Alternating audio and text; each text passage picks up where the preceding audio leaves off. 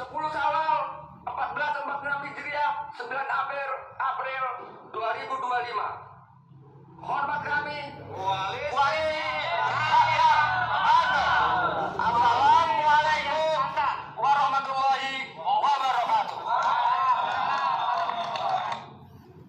Assalamualaikum warahmatullahi wabarakatuh. Nashkurullaha syukran katsira bi qiraatil hamdalah ala hidayatihi wa taufiqihi alladhi nahnu na'isu biha. Wa nusalli wa nusallimu ala sayyidina Muhammadin ala juhdihi wa bazlihi litawlighi syara'i'illah hidayatan lana. Bapak Ibu serta saudara-saudara sekalian, berita-berita beredar banyak sekali. Ya, ini tentang Alfamart dan Indomaret harus dibatasi. Masya Allah, luar biasa sebagai Menteri UMKM, dan di bawah Pak Menteri itu salah satunya adalah pedagang kelontong dan pedagang-pedagang kecil yang berada di kampung-kampung desa-desa.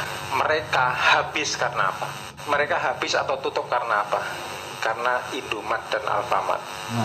Dulu saya bupati pernah membuat satu lembar surat, Pak Menteri. Satu lembar surat, jadi kalau Bapak membuat tuh nggak sampai 10 menit, yang isinya adalah melakukan pembatasan Indomaret, Alfamart atau toko modern di semua wilayah Kabupaten Batang. Jadi hanya satu kecamatan satu. Pak Menteri tahu nggak sekarang Indomaret, Alfamart itu jumlahnya sudah berapa? 22.456 gerai. Punya satu orang loh. Dan hanya gara-gara satu lembar surat itu dulu Pak Menteri, begitu saya selesai jadi Bupati Batang, diundang oleh salah satu konglomerat. Saya dijemput pakai helikopter untuk dibawa ke Jakarta dan rapat di sini beberapa kali. Salah satu poin yang saya sampaikan adalah kalau Bapak mau mendung Indomaret, Alfamart adalah Bapak tidak boleh main sendiri. Harus melibatkan masyarakat di sekitar itu untuk menanamkan saham di toko yang akan kita buat. Dan alhamdulillah nggak setujui. Akhirnya ya sudah. Indomaret, Alfamart itu adalah raksasa pembunuh usaha-usaha UMKM di kampung dan desa. Saran saya Pak, lakukan apa yang seperti saya lakukan. Bapak harus berani melakukan pembatasan terhadap Indomaret dan Alfamart. Dan saya yakin itu akan manfaatnya luar biasa. Pak Menteri mau dapat pahala banyak nggak? Kalau Pak Menteri mau dapat pahala banyak, coba lakukan saran-saran saya ini Pak Menteri. Ini Pak Menteri. Mumpung Pak Menteri ini puasa yang luar biasa sebagai Menteri UMKM, dan di bawah Pak Menteri itu salah satunya adalah pedagang kelontong dan pedagang-pedagang kecil yang berada di kampung-kampung desa-desa. Mereka habis karena apa? Mereka habis atau tutup karena apa? Karena Indomaret dan Alfamart. Dulu saya bupati pernah membuat satu lembar surat Pak Menteri. Satu lembar surat, jadi kalau Bapak membuat tuh nggak sampai 10 menit, yang isinya adalah melakukan pembatasan Indomaret, Alfamart atau toko modern di semua wilayah Kabupaten Batang. Jadi hanya satu kecamatan satu. Nah, melakukan pembatasan. Jadi dilakukan pembatasan hendaknya jangan terhadap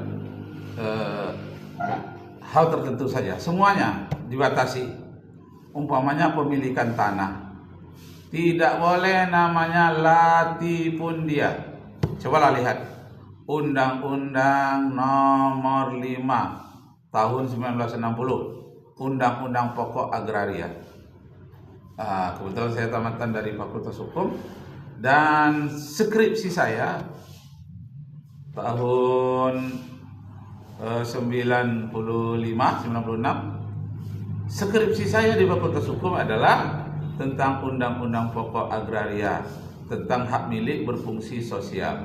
Nah, di dalamnya ada tentang larangan latifundia, dilarang memiliki tanah selebar-lebarnya, baik itu tanah pertanian, tanah perkebunan, apalagi tanah-tanah terlantar. Tidak boleh.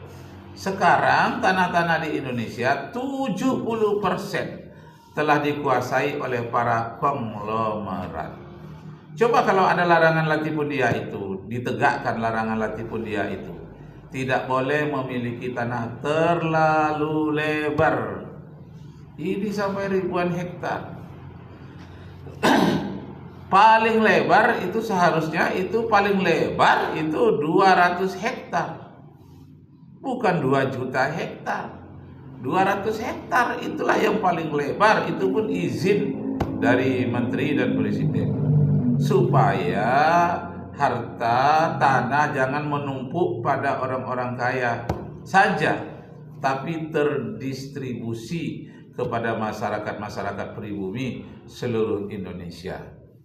Kenapa saya sebut masyarakat pribumi? Karena yang paling menderita soal pertanahan, perdagangan itu adalah masyarakat pribumi. Yang menderita disebabkan tidak ada batasannya Indomaret dan Alfamart. Yang menderita adalah pedagang-pedagang kecil di kalangan pribumi. Sedangkan Alfamart dan Indomaret adalah milik konglomerat yang kaya, yang sudah kaya juga. Masya Allah. Nah, jadi pemerintah memang dengan berbagai-bagai cara, berbagai-bagai banyak kebijakan harus berorientasi kepada pribumi yang paling lemah. Tasarrafal imam li ra'yatihi manutun bil maslahah. Kebijakan para pemimpin terhadap rakyatnya haruslah berorientasi kepada masyarakat pribumi yang paling lemah. Nah, yang paling lemah itu adalah di kalangan umat Islam yang pribumi di Indonesia. Inilah yang harus dibela oleh negara, diberikan modal oleh negara, dibimbing oleh negara lewat apa yang disebut dengan tasarruful imam, kebijakan dari pemimpin-pemimpin yang soleh. Allahu Akbar, walillahil hamd. Bapak Ibu saudara-saudara sekalian, pergi kita ke kampung-kampung daerah mencari tanah, sudah tidak ada lagi. Sudah milik perusahaan ini, perusahaan itu. Bahkan tanah wilayah pun sudah dirampok oleh perusahaan. Tanah adat pun dirampok oleh perusahaan-perusahaan asing. Bahkan tanah negara pun, hutan lindung pun dirampok oleh perusahaan-perusahaan asing. Masya Allah, kalau tidaklah besar perhatian para pemimpin kita akan menjadi orang yang tergusur di tanah kita sendiri, sebagaimana contoh kecil telah dialami oleh masyarakat Rempang di Kepri. Contoh kecil, sebetulnya besar itu. Kecil maksud saya ini ada yang lebih besar lagi nanti seluruh Indonesia. Tergeserlah masyarakat Banten di PIK 2. Mereka tidak bisa menikmati pantai. Kalau menikmati juga harus bayar. Kenapa? Karena laut sudah dipagari. Apalagi yang perumahan mewah juga dipagari. Masyarakat tidak bisa lewat. Sungai ada yang ditutup. Jalan ada yang ditutup. Kenapa? Karena sudah dibeli oleh konglomerat. Allahu Akbar, walillahil hamd. Nah, kita dengarkan sedikit. Tapi kalau kita bicara personal branding, ini adalah proses kita membangun yang namanya. Nah, pemimpin, personal branding pemimpin, baik itu pemimpin negara, pemimpin perusahaan, pemimpin di kantor-kantor, bagaimana menjadi pemimpin yang baik, tidak boleh menjadi pemimpin munafik. Kenapa? Karena hidup di dunia ini hanya sebentar. Dan seluruhnya direkam oleh malaikat untuk kita pertanggungjawabkan di akhirat nanti. Makanya tidak boleh menipu. Al-Quran mengatakan, wailul lil mutaffifin. Celaka besarlah bagi orang-orang yang menipu. Baik dia itu menipu dalam kebijaksanaan, dalam bidang keuangan, dalam bidang pertanahan, maupun juga di dalam bidang perdagangan, timbang menimbang. Wailul lil mutaffifin. Celaka besarlah bagi orang yang menipu.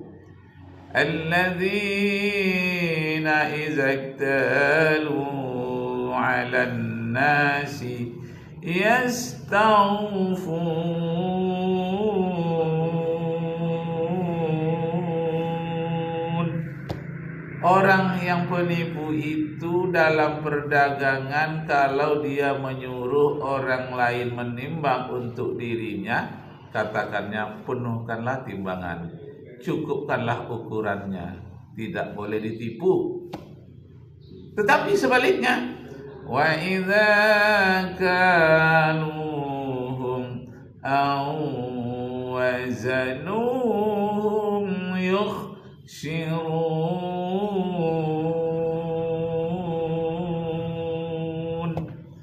Apabila dia mengukur sendiri, dikuranginya. Apabila dia menimbang sendiri untuk orang lain, dikurang-kuranginya. Kenapa dia melakukan seperti itu? Karena dia menyangka bahwa kehidupan di dunia ini sebentar, dan dia lupa bahwa perbuatannya itu akan dipertanggungjawabkan nanti di yaumil mahsyar.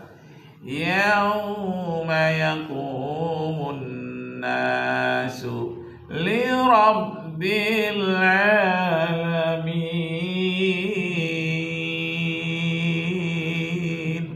Pada hari itu nanti seluruh manusia akan diminta pertanggungjawaban di hadapan Allah Subhanahu wa taala. Diminta pertanggungjawaban. Yauma yaqumun nasu li rabbil alamin. Pada hari itu nanti seluruh manusia berdiri di hadapan timbangan Allah Subhanahu wa taala. Karena itu jangan menjadi orang munafik, jangan menipu, jangan rakus. Nah, kita dengarkan. Ya, citra diri, tapi bermodalkan core kompetensi, keahlian, keterampilan, pengalaman kerja, profesi yang kita jalani, nilai-nilai hidup yang kita yakini. Kemudian kalau kita lihat dari autentisitas atau keaslian, pencitraan ini teman-teman, itu sifatnya manipulatif dan manipulatif, menipu sesuai dengan ekspektasi orang lain. Tetapi kalau personal branding ini berangkat dari jati diri yang sebenarnya. Maka kalau kita bicara konsistensi, teman-teman, yang ketiga dari sisi konsistensi, jadi personal branding itu lebih konsisten. Butuh proses, butuh perjalanan yang panjang. Sedangkan kalau kita bicara pencitraan, itu bisa diubah-ubah sesuai dengan tren dan situasi yang memang pencitraan bisa diubah-ubah. Dampak jangka panjangnya. Kalau pencitraan itu sekali dia nggak dipercaya, udah runtuh reputasinya. Tetapi kalau kita bicara personal branding ini, dampaknya lebih jangka panjang. Karena apa ya? Dia menunjukkan dirinya yang sebenarnya. Kalau nanti ada kegagalan, dia akan lebih mudah untuk bangkit lagi, membangun reputasinya. Apa perbedaan? Nah, karena itu jangan pencitraan saja, tetapi citra itu lahir sendiri dari keikhlasan. Pencitraan dan personal branding. Kalau kita bicara dari tujuannya, tujuan dari pencitraan ini adalah menanamkan persepsi publik supaya kita terlihat baik, meskipun tidak mencerminkan kenyataan yang sebenarnya. Nah, bukan kenyataan yang sebenarnya. Nah, Bapak Ibu saudara-saudara sekalian, karena itu berjalanlah yang lurus, bekerja yang benar. Firman Allah dalam Al-Quran, wa inna hadza sirati mustaqima fattabi'uhu wa la tattabi'us subula fatafarraqa bikum an sabilihi dzalikum wassaakum bihi la'allakum tattaqun.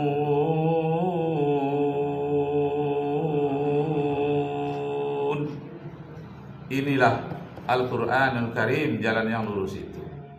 Ikuti jalan yang lurus itu, dan jangan diikuti jalan munafik, jalan yang berbelok-belok yang menyebabkan kamu tercerai-berai dalam kehidupan dunia ini. demikianlah diwasiatkan kepadamu agar kamu memahaminya, agar kamu terpelihara di dunia dan akhirat. Zalikum wassakum bihi la'allakum tattaqun. Demikianlah diwasiatkan kepadamu agar kamu menjadi orang yang bertakwa. Arju minkum afwan in wajadtum fiha khata'at wa billahi taufiq wal hidayah. Wassalamu alaikum warahmatullahi wabarakatuh.